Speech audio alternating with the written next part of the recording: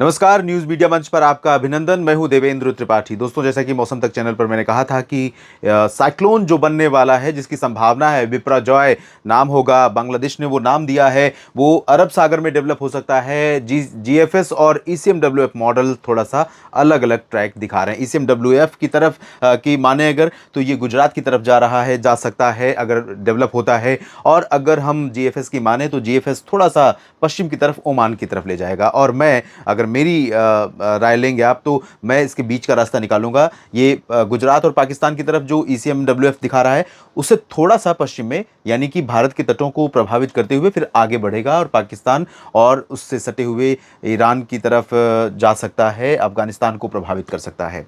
लेकिन अभी क्या सिचुएशन है, इसकी स्थिति देख लेते हैं। आज 3 जून है और आज कितनी कूल और काम दिख रही है ये खाड़ी का क्षेत्र, ये अरब सागर का रीजन। और ये जब आप आगे देखेंगे किस तरह से सर्कुलेशन जब डेवलप होने वाला होगा, उस दौरान इस समय क्या स्थितियां होंगी। हालांकि यहाँ पर पूरा का पूरा जो ये कोमोरिन रीजन है दक्षिण का, और लक्षद्वीप का रीजन है, दक्षिणी अरब सागर का पूरा हिस्सा है, यहाँ तक कि दक्षिणी बंगाल की खाड़ी का जो हिस्सा है, इन सभी भागों पर बेहद घने बादल अब छा चुके हैं और केरल पर लगातार हवाओं का रुख बढ़ रहा है। तो इस सिस्टम के अलावा एक सिस्टम यहां पर बंगाल की खाड़ी पर भी बनेगा, और ये दोनों सिस्टम एक तरह से कह सकते हैं कि ये मानसून को आगे खींचते हुए लेकर बढ़ेंगे। और हो सकता है कि बहुत तेजी से मानसून इधर कोस्टल रीजन पर प्रोग्रेस करे और पूर्वोत्तर भारत में तेजी से प्रोग्रेस करे, इन दोनों सिस्टमों के कारण, क्योंकि ये हवाओं को लेकर के आगे बढ़ेंगे। और यहां पर हम अगली जो स्थिति देख लेते हैं, ये स्थिति है ये स्थिति है 7 जून की, जब यहां पर लो प्रेशर सिस्टम डेवलप हो चुका होगा और हो सकता है कि यहां पर वेलमार्क लो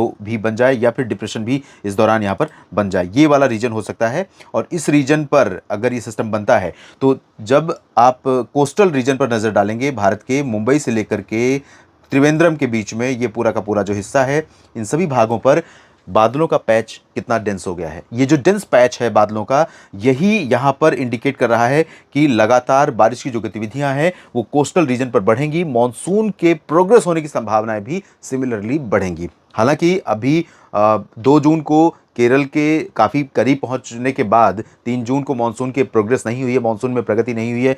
ना तो पश्चिमी सिरा इसका आगे बढ़ा है, ना ही पूर्वी सिरा आगे बढ़ा है। लेकिन जब ये सिस्टम इंटेंसिफाई हो रहे हैं और इन सिस्टमों के बनने की संभावनाएं प्रबल हो रही हैं, तब अनुमान ये है, तब संभावना ये बन रही है कि मानसून जल्दी से आगे बढ़ेगा, लेकिन 4 जून की समय सीमा को पार कर जाएगा।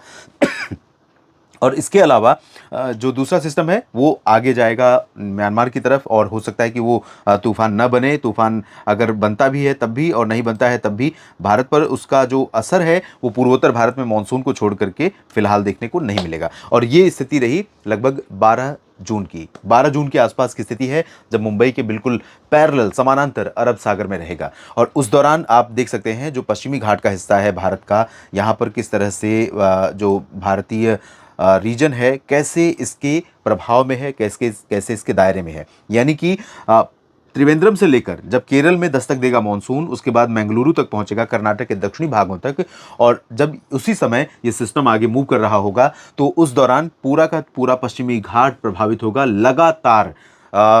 7 वैसे तो केरल और कर्नाटक के दक्षिणी तटीय भागों में अब से ही बारिश की गतिविधियां बढ़ गई हैं, नमी वाली हवाएं पहुंचने तेज हो गई हैं और बादल घने छाने लगे हैं। लेकिन 8-9 जून से, या 7 जून से ही मैं कह सकता हूं कि इस पश्चिमी घाट पर बारिश बढ़ जाएगी और 12-13 जून तक काफ़ी इलाकों में ज़बरदस्त क्लाउडिंग रहने, लगातार आर्द्र हवाएं चलने, तेज़ हवाएं, और लगातार बारिश होने की संभावनाएं भी रहेंगी। इसमें मुंबई भी इंक्लूडेड रहेगा, गोवा भी रहेगा, और यहाँ तक कि सूरत, वलसाड़, नवसारी से लेकर ये उदयपुर, राजस्थान तक स्थिति दिख रही है आपको बारिश की। और ये मॉइस्चर आगे मध्य प्रदेश तक पहुंचेगा। अगर ये सिस्टम इसी डायरेक्शन में जाता है, तो अगर जीएफएस की तरफ माने तो ओमान की तरफ जाएगा, काफ़ी दूरी बना लेगा। उस दौरान फिर मानसून की जो प्रोग्रेस है वो थोड़ा स्लो हो सकती है। ईसीएमडब्ल्यूएफ मॉडल अगर सही होता है तो ये मानसून को आगे बढ़ाने में काफ़ी अहम रोल प्ले कर सकता है। बाकी और कंडीशंस क्या होंगी, समुद्र की सतह के तापमान से लेकर के एटमॉस्फेरिक कंडीशन यानी एमजेओ इस समय किस फेज में है, उसकी भी चर्चा करेंगे अगले बुलेटिन में। तो उन कंडीशंस पर डिपेंड करेगा कि दक्षिणी प्रायद्वीपीय भारत का जो ये आंतरिक इलाका है, यानी मध्य क्षेत्र है या फिर पूर्वी भाग है, उसके बाद मध्य भारत के क्षेत्र हैं, इन भागों पर इन सिस्टमों का कैसा असर रहेगा। और साथ ही साथ मानसून जब प्रोग्रेस कर रहा होगा उस दौरान किस तरह से उत्तर भारत के क्षेत्रों में मौसम देखने को मिलेगा या पूर्वोत्तर भारत में, इसकी चर्चा हम जरूर करेंगे। फिलहाल इस बुलेटिन में इतना ही। आप लगातार बने रहिएगा मौसम तक चैनल और न्यूज़ मीडिया मंच के साथ। न्यूज़ मौसम तक चैनल पर अगले 24 घंटों का पूर्वानुमान अभी कुछ समय पहले ही अपलोड किया है, आप देख सकते हैं। और इस वीडियो को लाइक और शेयर करना ना भूलें। चैनल को आपने सब्सक्राइब कर ही लिया है, नहीं किया है तो ज़रूर कर लें। धन्यवाद।